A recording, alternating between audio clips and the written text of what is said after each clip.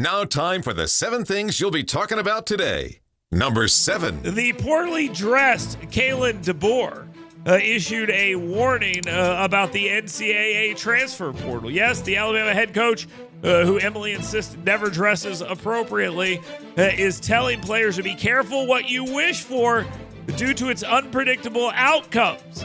Auburn's Hugh Freeze echoed those concerns, citing Tennessee quarterback Nico Amaleva's challenges, or more like Nico Amaleva, Tennessee. You know what I'm saying? The portal's flaws, and they're many. He's advocating to protect college football's integrity. You know, the integrity where coaches just bail on their teams before bowl games or halfway through a season for a better job.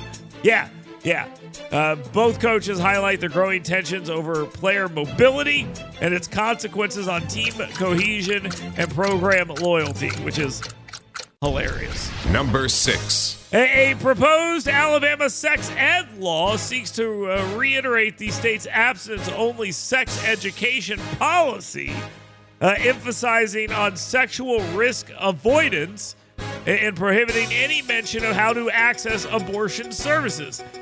Something schools should not be teaching at all, but the fact that we're having this conversation tells me that some school somewhere were like, you know where you can get an abortion?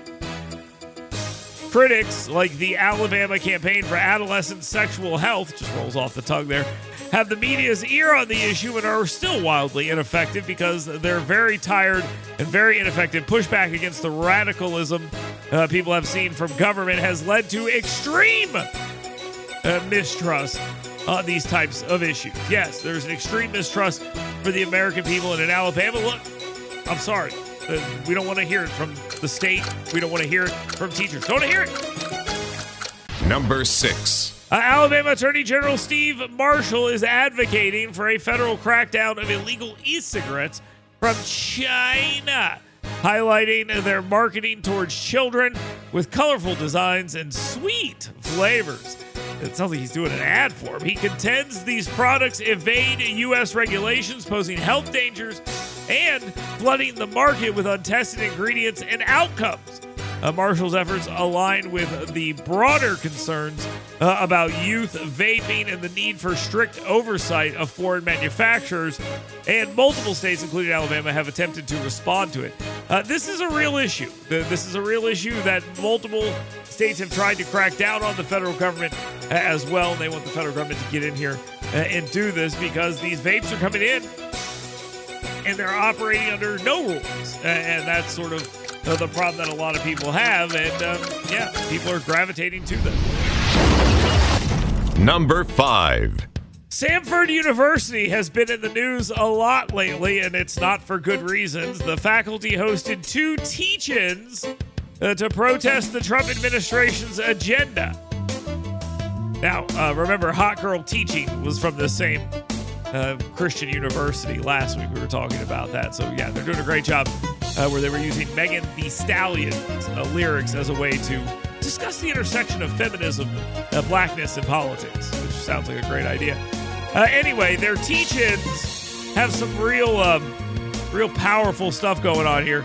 The program is titled He Is Not a King, and the events drew criticism from some students and alumni who see them as polarizing, which is exactly what they are. The controversy highlights tensions between academic freedom and political expression on the private Baptist campus.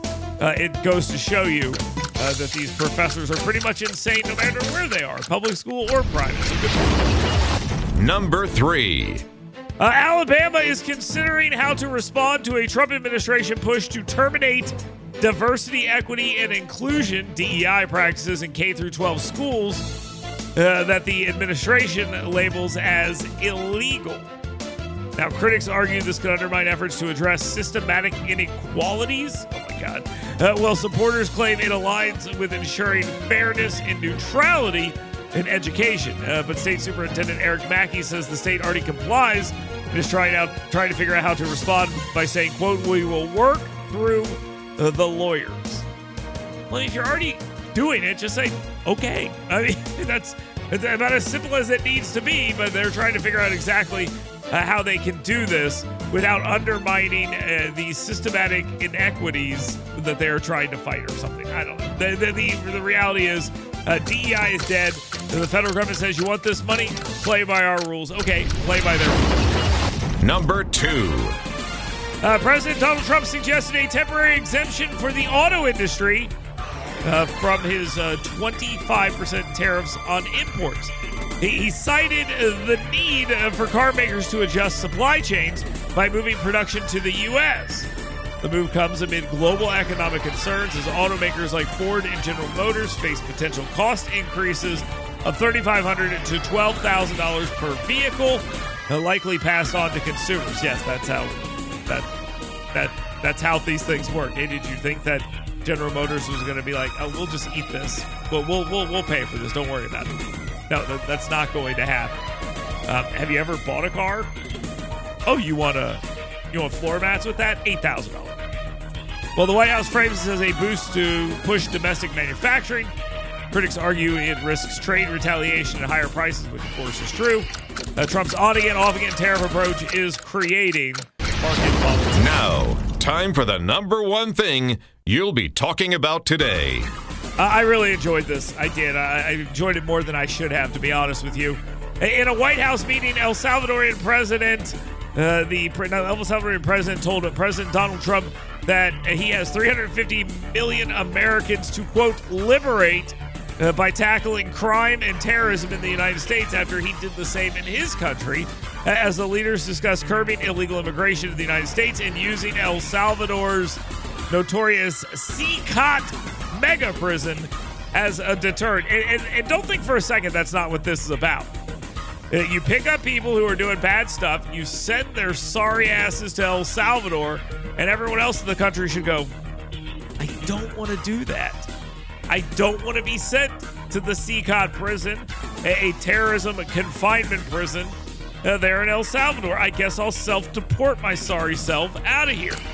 Additionally, the two leaders discussed the deportation and detention of Gilmar Abrego Garcia, whom the media still claims should not have been deported, and is now calling, ready for this, a quote-unquote Maryland father, with the president of El Salvador refusing to return him, arguing to be like smuggling a terrorist and emphasizing his reluctance to release individuals his administration labels as criminals, citing El Salvador's past as a high-crime hellhole, and this is all despite a Supreme Court ruling in the United States. So he doesn't want to release that guy and says, we're not doing that. So tough.